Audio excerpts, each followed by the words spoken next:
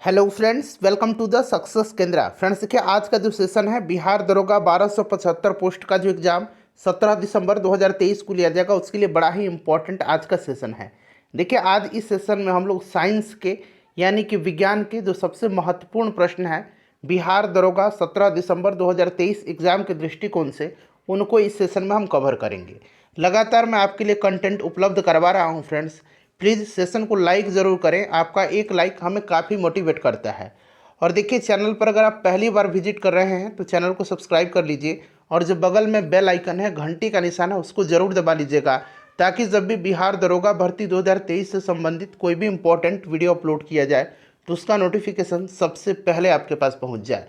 तो चलिए सेशन आज के स्टार्ट हैं। पहला प्रश्न पढ़ेंगे। पहला प्रश्न है कि कोशिका के समूह को क्या कहते हैं। आंसर अगर आप जानते हैं तो आंसर कमेंट में देकर के बताते चलेंगे। कोशिका के समूह को क्या कहते हैं, तो कोशिका के समूह को कहा जाता है उत्तक। ऑप्शन 3 राइट आंसर हो जाएगा, उत्तक। ठीक है। अच्छा, उत्तकों का जो समूह होता है, उत्तकों का समूह, कोशिकाओं के समूह को तो उत्तक कहा जाता है, लेकिन उत्तकों के समूह को क्या कहा जाता है, तो उत्तकों के समूह को अंग कहा जाता है। अच्छा, एक इम्पॉर्टेंट पॉइंट्स ध्यान रखेंगे। उत्तकों का अध्ययन क्या कहलाता है, ये भी प्रश्न पूछा जाता है। तो उत्तकों का अध्ययन जो है ये कहलाता है हिस्टोलॉजी। क्या कहलाता है? उत्तकों का अध्ययन, उत्तकों का अध्ययन कहलाता है हिस्टोलॉजी।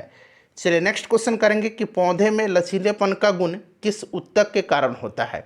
अब थोड़ा सा यहाँ पर आप ध्यान देंगे, थोड़ा सा हम लोग पादप उत्तक के बारे में जान लेते हैं। देखिए, पादप उत्तक जो होता है यह 2 प्रकार का होता है। एक होता है, यहाँ मैं लिख देता हूँ आपको, विभाज्योतिकी उत्तक। ठीक है, एक होता है विभाज्योतिकी उत्तक और दूसरा होता है अस्थायी उत्तक। क्लियर? एक होता है विभाज्योतिकी उत्तक, दूसरा होता है अस्थायी उत्तक। अब देखिए, ये जो विभाज्योतिकी उत्तक है इसको अंग्रेजी में कहा जाता है मेरिस्मेटिक टिश्यू। मेरिस्मेटिक टिश्यू कहा जाता है। यह पौधे के अंगों की वृद्धि के लिए उत्तरदायी होता है। और जो अस्थायी उत्तक होता है यह क्या होता है, यह पौधे के जो यांत्रिक सहायता होते हैं, पौधे में लचीलापन होता है, पौधे के भोजन संचय होता है, पौधे में जो जल और भोजन का परिवहन होता है, इन सब के लिए ये जिम्मेदार होता है। कौन? तो अस्थायी उत्तक। क्लियर है? चलिए, अब यहाँ पर आप देखेंगे फ्रेंड्स कि ये जो विभाज्योतिकी उत्तक है ये भी 3 प्रकार का होता है। एक होता है एपिकल मेरिस्टेम, जिसको कि हिंदी में कहा जाता है शीर्षस्थ विभाज्योतिकी उत्तक। ये क्या होता है? यह उत्तक जो होता है जड़ और तने के शीर्ष भाग में होता है। दूसरा होता है पार्श्वत, यानी कि इसको लैटरल मेरिस्टेम कहा जाता है। यह जड़ और तने के पार्श्व भाग में होता है। और तीसरा जो होता है वो आपका होता है अंतर्वेशी विभाज्योतिकी उत्तक। ठीक है, तो ये भी 3 प्रकार का होता है, और खास करके अस्थायी उत्तक इम्पोर्टेंट है। तो मेरा मकसद आपको अस्थायी उत्तक बताना है। देखिए, अब अस्थायी उत्तक जो होता है ये भी 2 प्रकार का होता है। एक सरल उत्तक होता है, एक सरल उत्तक होता है, और एक होता है जटिल उत्तक। एक सरल उत्तक होता है और एक जटिल उत्तक होता है। ठीक है। अब देखिए, ये सरल उत्तक में जो आते हैं पेरेन्काइमा, उसके बाद कोलेनकाइमा, एस्क्लेरेन्काइमा, ये जो होते हैं सरल उत्तक हैं। और जटिल उत्तक कौन सा है? तो जटिल उत्तक यानी कि कॉम्प्लेक्स टिश्यू में आता है जाइलम और फ्लोएम। क्लियर? अगर पूछा जाए कि इनमें से कौन सा जटिल उत्तक है, और ऑप्शन में आपको दे दिया जाए पेरेन्काइमा, एस्क्लेरेन्काइमा, कोलेनकाइमा, जाइलम, तो कौन सा जटिल उत्तक है? जाइलम है। ये जितने भी काइमा हैं, पेरेन्काइमा, एस्क्लेरेन्काइमा, कोलेनकाइमा, ये सरल उत्तक हैं, और जाइलम और फ्लोएम जो है ये जटिल उत्तक है। क्लियर? चलिए, इतना याद रखिएगा आप। देखिए, पौधे में लचीलेपन का गुण जो होता है यह किस कारण होता है, तो फ्रेंड्स ये होता है कोलेनकाइमा के कारण। कोलेनकाइमा को जो है हिंदी में कहा जाता है स्थूल कोण उत्तक। इसको कहा जाता है स्थूल कोण उत्तक। ठीक है, आपको हिंदी याद नहीं रखना है क्योंकि ये सब अंग्रेजी में ही खास करके पूछा जाता है। ठीक है, तो याद रखेंगे कोलेनकाइमा। यह कोलेनकाइमा जो है यह पौधों को यांत्रिक सहायता प्रदान करता है। क्लियर है? चलिए, अच्छा यहाँ पर ध्यान रखेंगे, एक है पेरेन्काइमा। यहाँ पर देखिए पेरेन्काइमा है। पेरेन्काइमा का कार्य क्या है? तो पेरेन्काइमा जो है यह पादपों के लिए भोजन का संचय करता है। पादपों के लिए भोजन का संचय करता है पेरेन्काइमा उत्तक। ठीक है, और पेरेन्काइमा उत्तक को ही इसमें ही जो है प्रकाश संश्लेषण की क्रिया होती है, और इसमें हरित लव ऊतक यानी कि क्लोरेनकाइमा इसको कहा जाता है। चलिए आगे मिलेगा, सब कुछ हम लोग डिटेल में डिस्कस करेंगे। चलिए ट्रैकिड्स कहाँ पाया जाता है? ट्रैकिड्स जो है ये कहाँ पाया जाता है? तो देखिए अभी मैंने आपको बताया था कि जाइलम और फ्लोएम ये जटिल ऊतक हैं, ठीक है। जाइलम में जो भाग होते हैं जाइलम के, जाइलम 4 विभिन्न प्रकार के तत्वों से बना होता है। ये होता है ट्रैकिड, हिंदी में इसको कहा जाता है वाहिनिकाय। क्या कहा जाता है इसको? वाहिनिकाय कहा जाता है हिंदी में, ठीक है। जाइलम जो है, जाइलम 4 प्रकार के तत्व से बना होता है। एक ट्रैकिड्स होता है जिसको कि वाहिनिकाय कहा जाता है, एक वेसल्स होता है। एक क्या होता है? एक वेसल्स होता है जिसको कि वाहिकाएं कहा जाता है, वाहिकाएं कहा जाता है, ठीक है। 2 तो हो गया। तीसरा है आपका, तीसरा क्या है? तो तीसरा आपका जाइलम फाइबर है और चौथा जो है जाइलम पैरेन्काइमा है, ठीक है। तो ये याद रखेंगे। और फ्लोएम जो होता है, फ्लोएम भी जो है यह 4 तत्वों से बना होता है। एक चालनी लनिकाएं जिसको कि सीओ ट्यूब कहा जाता है, जिसको क्या कहा जाता है? सीओ ट्यूब्स कहा जाता है। पूछा जाए अगर कि सीओ ट्यूब्स किसका भाग है तो याद रखेंगे ये किसका भाग है? तो ये फ्लोएम का भाग है, ठीक है। सीओ ट्यूब्स, उसके बाद कैम्पेनियन सेल्स, उसके बाद फ्लोएम फाइबर और फ्लोएम पैरेन्काइमा, और उसमें जाइलम फाइबर और जाइलम पैरेन्काइमा पाया जाता है। तो आपको 2 ही याद रखना है। उसमें का आपका याद रखना है कौन सा? तो उसमें आपको याद रखना है ट्रैकिड्स और वेसल, ट्रैकिड्स और वेसल्स, ठीक है। जो कि ट्रैकिड्स किसका है? ट्रैकिड्स जाइलम में पाया जाता है, ठीक है। और फ्लोएम में आपको याद रखना है सीओ ट्यूब्स, सीओ ट्यूब याद रखना है, और कैम्पेनियन सेल याद रखना है, कैम्पेनियन सेल। बाकी इसमें भी है जाइलम फाइबर पाया जाता है, इसमें भी फ्लोएम फाइबर पाया जाता है, इसमें भी जाइलम पैरेन्काइमा पाया जाता है, इसमें भी फ्लोएम पैरेन्काइमा पाया जाता है। क्लियर? चलिए, जंतु के शरीर को ढकने या बाहर रक्षा प्रदान करने वाले ऊतक को कहते हैं। जंतु के शरीर को ढकने या बाहर रक्षा प्रदान करने वाले ऊतक को कहते हैं। अब देखिए ये जंतु ऊतक आ गया, ठीक है। अभी हमने पादप ऊतक के बारे में पढ़ा था, जंतु ऊतक आ गया। जंतु ऊतक भी ये 4 प्रकार के होते हैं। कौन कौन से? तो एक एपिथेलियम ऊतक, इसको हिंदी में उपकला ऊतक कहा जाता है, एपिथेलियम ऊतक, जो कि यहाँ पर दिया गया है। एक ये हो गया। एक संयोजी ऊतक हो गया, संयोजक ऊतक दिया गया, संयोजी ऊतक, जिसको कि हम लोग कनेक्टिंग टिश्यू कहते हैं, जिसमें कि ब्लड, अस्थि, उपास्थि संयोजी ऊतक के उदाहरण होते हैं। क्लियर? एक पेशी ऊतक हो गया, पेशी ऊतक जिसको कि मस्क्यूलर टिश्यू कहा जाता है। एक हो गया तंत्रिका ऊतक जिसको कि नर्वस टिश्यू कहा जाता है। क्लियर? ये 4 ऊतक हो गए। अब इनमें से जंतु के शरीर को ढकने या बाहर रक्षा प्रदान करने वाला ऊतक कौन सा है? बहुत ही आसानी से आप बना लीजिएगा। अभी 4 ऊतकों का मैंने नाम बताया था। देखिए, संयोजी ऊतक यह तो ढक नहीं सकता है, पेशी ऊतक मस्क्यूलर टिश्यू ये भी नहीं ढक सकता है, ठीक है। और आपको ऊपर कौन ढकेगा? कुछ जो चमड़ा है वही ढकता है ना। तो चर्म जो है चमड़ा, एपिडर्मिक आपने पढ़ा है। तो इसी तरह से एपिथेलियम ऊतक, इस तरह से रिलेट करके आप याद रख सकते हैं। ऑप्शन 3 इसका राइट आंसर हो जाएगा। चलिए नेक्स्ट क्वेश्चन है हमारा कि जिन ऊतकों में क्लोरोफिल पाया जाता है उससे क्या कहते हैं? तो अभी मैंने बताया था ये पादप ऊतक की बात हो रही है, जिसमें क्लोरोफिल पाया जाता है उसको हम लोग क्लोरेनकाइमा कहते हैं। क्या कहते हैं? क्लोरेनकाइमा। पैरेन्काइमा का ही यह, पैरेन्काइमा में ही होता है क्लोरेनकाइमा। क्लियर? अच्छा, ये जो मृदुतक है क्लोरेनकाइमा है उसमें कैविटीज पाई जाती है। उसमें क्या पाई जाती है? कैविटीज पाई जाती है, यानी कि हिंदी में इसको कहेंगे इसमें गुहिकाएं पाई जाती हैं। गुहिकाएं पाई जाती हैं जिसमें क्या होता है? जिसमें जलीय पौधे के तैरने के लिए कैविटीज होती हैं। और इसको जो है क्या कहा जाता है? इसको एरेन्काइमा कहा जाता है। इसको कहा जाता है एरेन्काइमा। यहाँ मैं लिख देता हूँ, इसको कहा जाता है एरेन्काइमा। क्लियर? तो जलीय पौधों के लिए जब बात करेगा तो एरेन्काइमा याद रखेंगे, जो तैरने के लिए गुहिकाएं होता है, कैविटीज रहता है। और जब क्लोरोफिल की बात करेगा तो इसको क्लोरेनकाइमा कहेंगे। क्लियर? चलिए, टफ है ना थोड़ा सा, लेकिन इसी लेवल के प्रश्न होते हैं। चलिए, निम्नलिखित में से कौन आर्थ्रोपोडा का उदाहरण नहीं है? तो देखिए, आर्थ्रोपोडा संघ जो है इसमें आता है तितली, मक्खी, तिलचट्टा, मकड़ी, ये सब आता है। केंचुआ नहीं आता है। केंचुआ जो है ये एनेलिडा संघ के अंतर्गत आता है। केंचुआ, जोंक, ये सब जो आता है, केंचुआ, जोंक, ये सब एनेलिडा संघ के अंतर्गत आते हैं। चलिए अगला प्रश्न कर लेंगे। फ्रेंड्स, एक बार सेशन को लाइक कर दीजिए।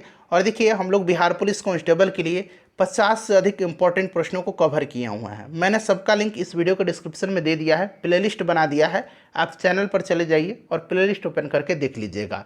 संवेग का ऐसा ही मात्रक है, संवेग का एसआई मात्रक है। अच्छा, संवेग यानी कि मोमेंटम की बात की जा रही है। अब मोमेंटम से आपको याद होगा कि मोमेंटम इक्वल टू क्या होता है, तो मास इनटू वेलोसिटी होता है। मास इनटू वेलोसिटी होता है। अब मास का क्या हो जाएगा, मास का किलोग्राम हो जाएगा, और वेलोसिटी का क्या हो जाएगा, मीटर पर सेकंड हो जाएगा। यही तो यूनिट है मोमेंटम का। तो देखिए कहाँ पर दिया गया, केजी मीटर पर सेकंड, केजी मीटर पर सेकंड, ऑप्शन 2 में दिया गया है। अगला प्रश्न, किसी वस्तु का भार पानी के अंदर क्या होता है, बढ़ जाता है, घट जाता है, समान रहता है, या इनमें से कोई नहीं। बताएंगे किसी वस्तु का भार पानी के अंदर क्या होता है। तो देखिए किसी भी वस्तु को जब पानी में डुबाई जाती है तो उस पर एक ऊर्ध्वगामी यानी कि ऊपर की ओर एक बल कार्य करता है, जिसका परिणाम द्रव के भार के बराबर होता है। क्लियर, आपने पढ़ा होगा, ये आर्किमिडीज का सिद्धांत है। तो कोई भी वस्तु जो है जब पानी में उसको डाला जाता है तो वस्तु का भार पानी के अंदर क्या होता है, घट जाता है। ऑप्शन नंबर 2 इसका राइट आंसर हो जाएगा। क्लियर, चलिए नेक्स्ट क्वेश्चन कर लेंगे हम लोग कि दो कण के बीच, थोड़ा सा छोटा कर दूं ताकि स्पष्ट आपको दिखाई दे। देखिए दो कण के बीच गुरुत्वाकर्षण बल उसके बीच की दूरी के किस प्रकार संबंधित है। गुरुत्वाकर्षण बल आपने पढ़ा होगा, न्यूटन का गुरुत्वाकर्षण का नियम भली भांति आपको याद होगा कि ब्रह्मांड में किन्हीं दो पिंडों के मध्य कार्य करने वाला आकर्षण बल उनके द्रव्यमानों के गुणनफल के समानुपाती, उनके द्रव्यमानों के गुणनफल के समानुपाती और उनके मध्य की दूरी के वर्ग के व्युत्क्रमानुपाती होता है। यानी ये फॉर्मूला आपको भली भांति याद होगा कि F इक्वल टू जी क्या है यहाँ पर, तो जी जो है फ्रेंड्स यह एक यूनिवर्सल ग्रेविटेशनल कांस्टेंट है, सार्वत्रिक गुरुत्वाकर्षण नियतांक है। अभी मैंने आपको बताया था कि किन्हीं दो पिंडों के मध्य कार्य करने वाला आकर्षण बल उनके द्रव्यमान के गुणनफल, चूंकि दो यहाँ पर पिंड हैं तो एक पिंड का द्रव्यमान m1 हो गया और एक पिंड का m2 हो गया, उनके द्रव्यमान के गुणनफल के समानुपाती और उनके बीच की दूरी के वर्ग के व्युत्क्रमानुपाती होता है। ये दूरी है, d को हम डिस्टेंस से डिनोट कर रहे हैं, ठीक है। कहीं कहीं r भी लिखा रहेगा, इस तरह से कोई दिक्कत नहीं है। तो ये क्या हो जाएगा फ्रेंड्स, अब यहाँ पर देख सकते हैं ये जो रिलेशन है यहाँ पर, ये क्या हो जाएगा, F is inversely proportional to D square. ठीक है, एक तो था directly proportional to m1 into m2, ठीक है, उनके दोनों के द्रव्यमान के गुणनफल के समानुपाती और इनवर्सली प्रोपोर्शनल टू बीच की दूरी के वर्ग के व्युत्क्रमानुपाती। क्लियर, तो ये वाला जो है रिलेशन सही दिया गया है। अच्छा, यहाँ पर अब ये बात जी की आई है। जी क्या है, तो जी मैंने बताया था यूनिवर्सल ग्रेविटेशनल कांस्टेंट है, इसका मान पूछा जाता है। जी का मान कभी कभी पूछा जाता है, तो आप याद रखेंगे 6.6 इंटू 10⁻⁻11, और ये यूनिट आपको खास करके याद रखना है, न्यूटन मीटर स्क्वायर पर केजी स्क्वायर। क्लियर है, चलिए आगे बढ़ा जाए, नेक्स्ट क्वेश्चन कर लेंगे। अगला प्रश्न है हमारा, फ्रेंड्स प्लीज़ एक बार वीडियो को लाइक कर दीजिए। देखिए पृथ्वी के सतह के नीचे जाने पर जी का मान क्या है। जी का मान क्या होता है, जी का मान तो आपको पता है ना, 9.8 मीटर पर सेकंड स्क्वायर होता है। तो बताएंगे जी का मान पृथ्वी के सतह के नीचे जाने पर क्या होता है। देखिए पृथ्वी के सतह से आप नीचे जाइए या ऊपर जाइए, जी का मान जो है सदैव घटता है ऊपर या नीचे जाने पर। जी का मान अधिकतम कहाँ पर होता है, तो अधिकतम ध्रुव पर होता है। जी का मान अधिकतम कहाँ पर होता है, ध्रुव पर होता है। और न्यूनतम कहाँ पर होता है, तो न्यूनतम जो है जी का मान ये भूमध्य रेखा पर होता है, भूमध्य रेखा पर होता है, इसे भी आप याद रखिएगा। चलिए अगला प्रश्न कर लेंगे कि जिन उत्तकों में क्लोरोफिल पाया जाता है उससे क्या कहते हैं। अभी जस्ट इस प्रश्न को मैंने बताया है, और ये प्रश्न खास करके मैंने आपके लिए रखा है कि आप इसका आंसर कमेंट करेंगे। आपको इसका आंसर आना चाहिए क्योंकि इतने अच्छे तरीके से मैंने बताया है। चलिए फटाफट इसका आंसर कमेंट कर दीजिएगा लोग। चलिए नेक्स्ट क्वेश्चन करेंगे कि पौधे में वाष्प उत्सर्जन किसके द्वारा होता है। पौधे में वाष्प उत्सर्जन जो होता है यह किसके द्वारा होता है। तो देखिए सबसे पहले आप यहाँ पर ध्यान देंगे कि पौधे में वाष्प उत्सर्जन जो होता है यह होता है स्टोमेटा के द्वारा, यानी कि हिंदी में इसको रंग्र कहा जाता है। ठीक है, रंग्र के द्वारा होता है, कहीं के रंग्र आपको रहेगा तो दोनों याद रखेंगे। अच्छा, ये जो वाष्पोत्सर्जन की दर है ये किन किन बातों पर निर्भर करती है, ये बहुत ज़रूरी है। देखिए प्रकाश की तीव्रता बढ़ने पर, जब प्रकाश की तीव्रता बढ़ेगी तब वाष्पोत्सर्जन की दर भी बढ़ेगी। प्रकाश की तीव्रता बढ़ेगी, थोड़ा सा कॉमन सेंस लगाना है। प्रकाश की तीव्रता जब बढ़ेगी तो वाष्प उत्सर्जन की दर भी बढ़ेगी, ठीक है। तापमान जब बढ़ेगा तो वाष्प उत्सर्जन की भी दर बढ़ जाएगी, यानी कि प्रकाश की तीव्रता बढ़ा तो भी वाष्प उत्सर्जन बढ़ गई, तापक्रम बढ़ा तो भी वाष्प उत्सर्जन बढ़ गई, आर्द्रता जब बढ़ेगा तब वाष्प उत्सर्जन की दर घट जाएगी, आर्द्रता जब बढ़ेगा तब वाष्प उत्सर्जन की दर घट जाएगी, वायु की गति भी तेज होगा तब भी वाष्प उत्सर्जन तेजी से होगा। क्लियर। तो सिर्फ आर्द्रता में घट जा रही, आर्द्रता बढ़ने पर वाष्प उत्सर्जन घट जाती है, इसको नोट डाउन कर लीजिए आप। चलिए, अच्छा, आर्द्रता जो है ह्यूमिडिटी अंग्रेजी में इसको कहते हैं, ठीक है, याद रखेंगे। वाष्प उत्सर्जन की दर को किसके द्वारा मापा जाता है? तो वाष्प उत्सर्जन की दर जो है इसको मापा जाता है गैनोंग पोटोमीटर के द्वारा, गैनोंग पोटोमीटर के द्वारा, ठीक है, याद रखेंगे। हिंदी में मैं लिख देता हूँ, गैनोंग पोटोमीटर, गैनोंग पोटोमीटर के द्वारा वाष्प उत्सर्जन की दर को मापा जाता है। चलिए, तो ये स्टोमेटा हो जाएगा। नेक्स्ट क्वेश्चन है कि अस्थि कैसा ऊतक है? अभी मैंने आपको बताया अस्थि, उपास्थि, ब्लड यानी कि रक्त, ये जो है ये संयोजी ऊतक हैं, कनेक्टिंग टिश्यू हैं। क्लियर है। चलिए, अगला प्रश्न है कि जंतुओं में भोजन का संग्रहण कौन सा ऊतक करता है? अच्छा, ये तो जंतु हो गया। अगर पादप में पूछ ले तो पादप में भोजन का संग्रहण कौन करता है? तो अभी मैंने आपको बताया था कि पादप में भोजन का संग्रहण जो है, भोजन का संचय जो है, यह पैरेन्काइमा करता है। कौन करता है? तो ये पैरेन्काइमा करता है। मैंने बताया भी था कि पैरेन्काइमा करता है, ठीक है, पैरेन्काइमा करता है। और जंतुओं में भोजन का संग्रहण पेशी ऊतक करता है। क्लियर। चलिए, नेक्स्ट क्वेश्चन करेंगे। खाली स्थान दिया गया है, तंत्रिका ऊतक की एक इकाई होती है। तंत्रिका ऊतक की इकाई जो है यह कौन सी होती है? इसमें से न्यूरॉन है। न्यूरॉन तंत्रिका ऊतक की इकाई होती है, ठीक है। चलिए, नेक्स्ट क्वेश्चन है कि निम्नलिखित में से कौन सरल ऊतक का प्रकार नहीं है? अच्छा, सरल ऊतक के बारे में और जटिल ऊतक के बारे में मैंने बताया था। जटिल ऊतक दो ही चीज़ याद रखना है, जाइलम और फ्लोएम जटिल ऊतक हैं। बाकी जो भी आपका पैरेन्काइमा, कोलेन्काइमा, एस्क्लेरेन्काइमा, ये सब दिख गया, ये आपके सरल ऊतक हैं। तो फ्लोएम जटिल ऊतक है, फ्लोएम और जाइलम ये दोनों जटिल ऊतक हैं, ठीक है, याद रखिएगा। चलिए, नेक्स्ट क्वेश्चन है हमारा कि शैवालों में किस तरह का विभाजन पाया जाता है? जो शैवाल हैं उनमें किस तरह का विभाजन पाया जाता है? तो देखिए, इसमें जो है असूत्री विभाजन पाया जाता है। असूत्री विभाजन जो है ये जीवाणु, असूत्री विभाजन जीवाणु, कवक, प्रोटोजोआ, शैवाल, इन सब में पाया जाता है, ठीक है। जीवाणु, कवक, प्रोटोजोआ, शैवाल में असूत्री विभाजन पाया जाता है। क्लियर, याद रखेंगे। चलिए, नेक्स्ट क्वेश्चन कर लेंगे कि 1 किलोवाट आवर कितने जूल के बराबर होता है? 1 किलोवाट आवर बराबर होता है 3.6 गुना 10⁶ जूल, ठीक है। चलिए, नेक्स्ट क्वेश्चन हमारा कि मानवों में ध्वनि की श्रव्यता का औसत परास क्या है? मानवों में ध्वनि की श्रव्यता का औसत परास क्या है? तो ये औसत परास जो है ये 20 हर्ट्ज से लेकर के 20,000 हर्ट्ज है, ठीक है। और ये देखिए 20,000 जो हर्ट्ज है इसको 20 किलो हर्ट्ज भी कहा जाता है। तो ऑप्शन ए राइट आंसर हो जाएगा, ठीक है। अच्छा, ये जो 20 हर्ट्ज से कम की जो आवृत्ति वाली ध्वनि तरंग है इसको कहा जाता है, क्या कहा जाता है? इसको इंफ्रासोनिक कहा जाता है। और ये 20 किलो हर्ट्ज से जो अधिक की होती हैं इसको अल्ट्रासोनिक कहा जाता है। क्लियर। चलिए, अगला प्रश्न करेंगे कि ध्वनि का वेग और आवृत्ति को इस तरह से थोड़ा सा लिख लीजिए ताकि आपको पता चले इस तरह से, ठीक है। एवं तरंग दैर्घ्य के संबंध आपको बताना है।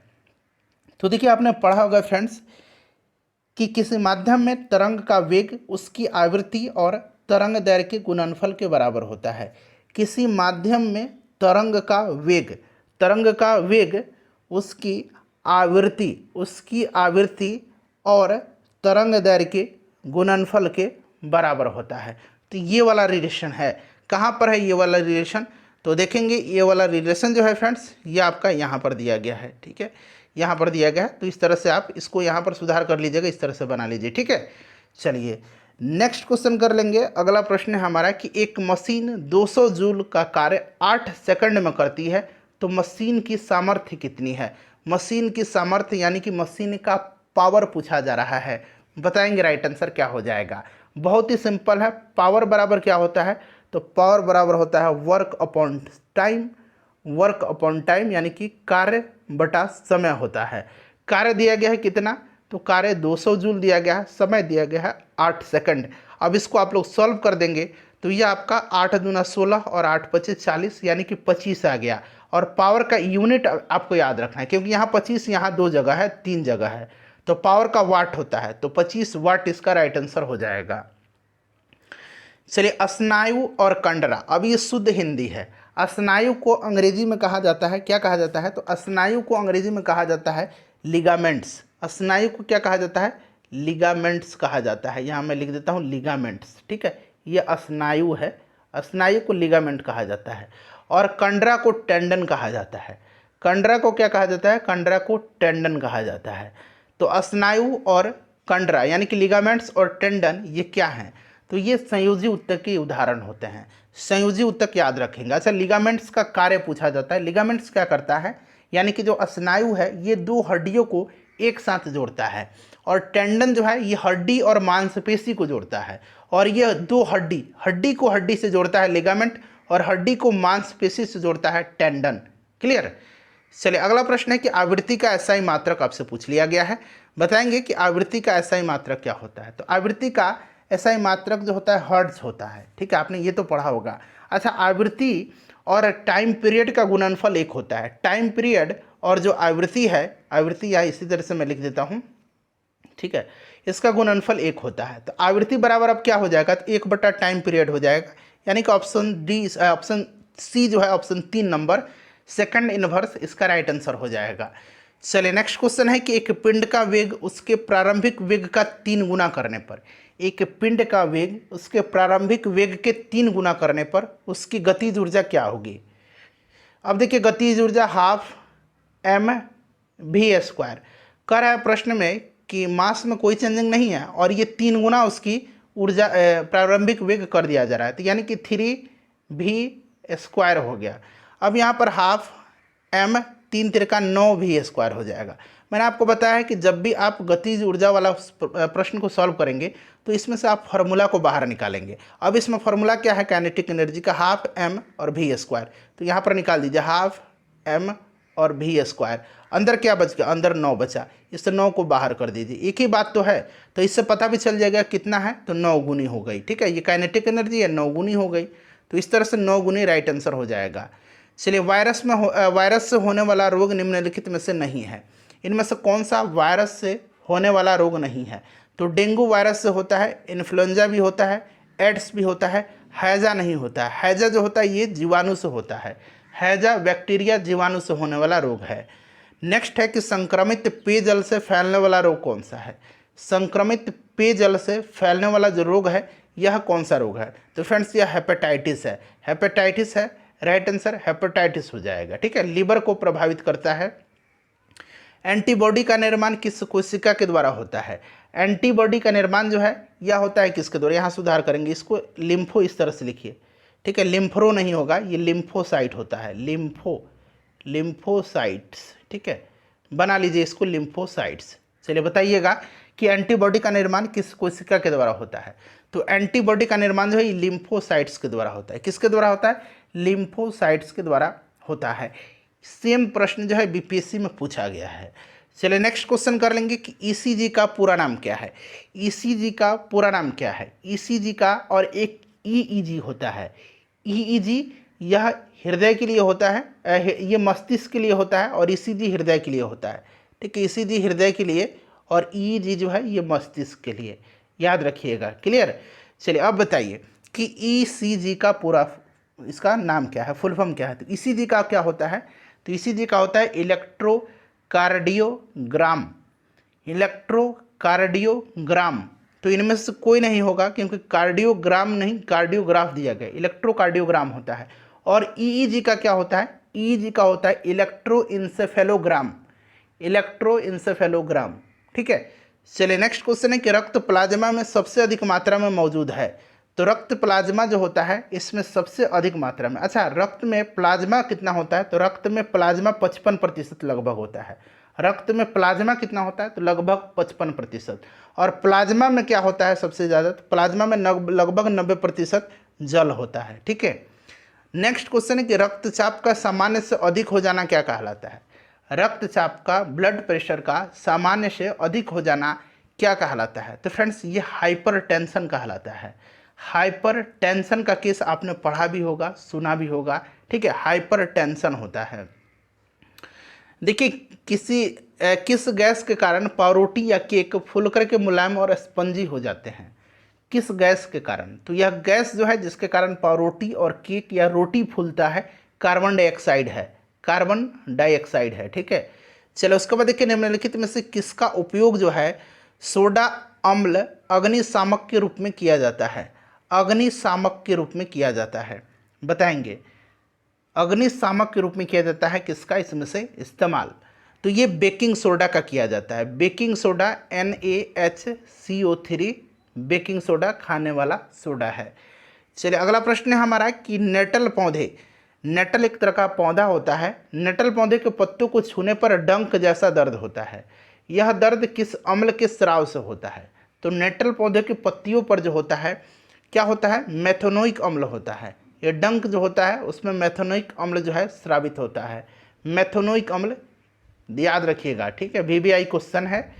नेक्स्ट है हमारा कि 2, 8, 1 किस तत्व का इलेक्ट्रॉनिक विन्यास है, तो 2, 8, 10 और 11 यानी कि 11 एटॉमिक नंबर किसका है, अगर आपको याद है तो आप आसानी से इसको सॉल्व कर लीजिएगा। 11 सोडियम का होता है। ठीक है, 11 सोडियम का होता है।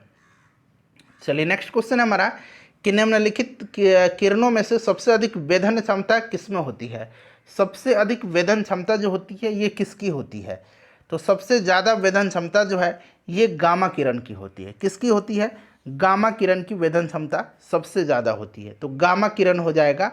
और सबसे ज़्यादा आयनन क्षमता किसका होता है, सबसे ज़्यादा आयनन क्षमता किसका होता है, तो सबसे ज़्यादा आयनन क्षमता जो है ये अल्फा किरण का होता है।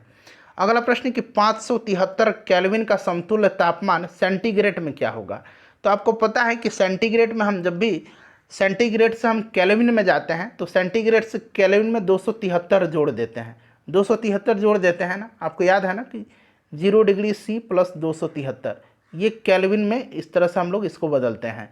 तो देखिए अब आपको उल्टा आना है, केल्विन से सेल्सियस में आना है, तो आपको क्या करेंगे 573 में से 273 को घटा देंगे तो आपको सेंटीग्रेड मिल जाएगा। तो 0 ये आपका कितना हो जाएगा 0 और 5 में से 2 गया 3 यानी कि 300 डिग्री सेंटीग्रेड हो जाएगा। बर्फ का गलनांक है, बर्फ का गलनांक 0 डिग्री सेंटीग्रेड है। ठीक है, तो यहाँ पर देखिएगा केल्विन में दिया गया 273 केल्विन। क्लियर। गर्मियों में घड़े का जल निम्नलिखित प्रक्रमों में से किसके कारण ठंडा हो सकता है, किसके कारण ठंडा हो सकता है, तो ये ठंडा जो होता है ये वाष्पीकरण के कारण होता है। ठीक है, तो यहाँ पर देखिएगा वाष्प उत्सर्जन दिया गया है, वाष्प उत्सर्जन इसका राइट आंसर हो जाएगा। क्लियर। चलिए नेक्स्ट क्वेश्चन है कि कोशिका की सबसे बाहरी परत को क्या कहते हैं, कोशिका की सबसे बाहरी परत को क्या कहते हैं, तो कोशिका की जो सबसे बाहरी परत है इसको कोशिका झिल्ली कहा जाता है, कोशिका झिल्ली कहा जाता है। ठीक है, चलिए नेक्स्ट क्वेश्चन हमारा, अच्छा कोशिका की खोज किसने किया था, रॉबर्ट हुक ने किया था। चलिए मानव शरीर में पाई जाने वाली निम्नलिखित में से कौन सी ग्रंथि अंतःस्रावी और बहिस्रावी दोनों है, कौन सी ग्रंथि जो है ये अंतःस्रावी भी है और बहिस्रावी भी है, तो यह ग्रंथि कौन सी है, यह ग्रंथि अग्नाशय है, अग्नाशय से ही इंसुलिन स्रावित होता है, ध्यान रखिएगा आप। ठीक है, चलिए ईस्ट में अलैंगिक जनन किसके द्वारा होता है, अच्छा ईस्ट में और अमीबा में याद रखेंगे, ईस्ट में और अमीबा में ये अलैंगिक जनन होता है, किसमें क्या कौन सा जनन होता है, अलैंगिक जनन होता है ईस्ट में और अमीबा में। और ईस्ट में अलैंगिक जनन जो होता है यह किसके द्वारा होता है, तो मुकुलन के द्वारा, और अमीबा में जो होता है ये द्विविखंडन के द्वारा होता है। ठीक है, द्विविखंडन के द्वारा, इसे भी आप याद रखिएगा। चलिए अगला प्रश्न है कि पौधे के मादा भाग को क्या कहा जाता है, मादा भाग जो है इसमें से जयांग है और पुंकेसर नर भाग होता है। क्लियर। पौधे के मादा भाग को, पौधे का नहीं पुष्प का इस तरह से अगर मादा भाग रहे तो ज़्यादा बेटर रहता है, इस तरह से भी याद रखेंगे, जयांग हो जाएगा। चलिए निम्नलिखित में से कौन पादप हार्मोन नहीं है, पादप हार्मोन इसमें से कौन सा नहीं है बताइए, सोच समझ करके आंसर दीजिए। एथिलीन बिल्कुल है, ये फलों के पकाने में सहायक होता है ऑक्सिन भी है, साइटोकाइनिन भी है। साइटोकाइनिन कोशिका विभाजन में सहायक होता है। ऑक्सीटोसिन नहीं है। ऑक्सीटोसिन जो है यह पादप हार्मोन नहीं है, यह जंतु हार्मोन है। दुग्ध स्रावन के लिए यह जिम्मेदार होता है, यानी कि दूध निष्कासन के लिए उत्तरदायी होता है ऑक्सीटोसिन हार्मोन। ऑक्सीटोसिन हार्मोन को लव हार्मोन भी कहा जाता है, ये भी आप ध्यान रखेंगे। चलिए नेक्स्ट क्वेश्चन है कि एंड्रोजन क्या है। अब यहाँ पर ज़रा ध्यान से सुनिएगा, आपको डाउट होगा लेकिन क्लियर करता हूँ। एंड्रोजन हार्मोनों का एक समूह है।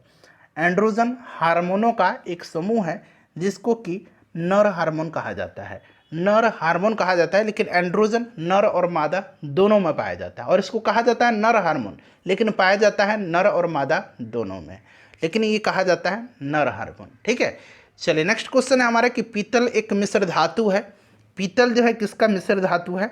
तो पीतल जो है ये तांबा और जस्ता का मिश्र धातु है। तांबा और जिंक का यानी कि जस्ता का मिश्र धातु है। अगला प्रश्न है कि कौन सी अधातु है जो कमरे के ताप पर द्रव अवस्था में होती है? कौन सी अधातु है जो कमरे के ताप पर द्रव अवस्था में होती है? बताएंगे भाई, राइट आंसर इसका क्या हो जाएगा? तो यह अधातु जो है यह ब्रोमीन है। ठीक है, एल्काइन का सामान्य फॉर्मूला पूछा गया है। एल्केन, एल्कीन और एल्काइन। एल्काइन का क्या होगा? एल्काइन का क्या होगा? तो एल्काइन का जो होगा फार्मूला इसका, ये आपका CnH2n-2 हो जाएगा एल्काइन का। ये एल्कीन का है, ये एल्केन का है। चलो उसके बाद नेक्स्ट क्वेश्चन है कि मेंडलीव ने अपनी सारणी में तत्वों को किस आधार पर व्यवस्थित किया था? मेंडलीव ने अपने आवर्त सारणी में तत्वों को किस आधार पर व्यवस्थित किया था? चलिए, आवर्त सारणी का जनक कहा जाता है दमित्री मेंडलीव को। तो इन्होंने रासायनिक गुणधर्म के आधार पर, परमाणु द्रव्यमान के और मूल गुणधर्म के आधार पर, यानी कि उपरोक्त सभी इसका राइट आंसर हो जाएगा। ठीक है, चलिए अगला प्रश्न है कि मेंडलीव ने जब अपना कार्य आरंभ किया तब तक ज्ञात तत्वों की संख्या कितनी थी? तो टोटल 63 ज्ञात तत्व थे। ठीक है, चलिए ये प्रश्न आपके लिए है, इसका आंसर आप कमेंट करके बताइएगा।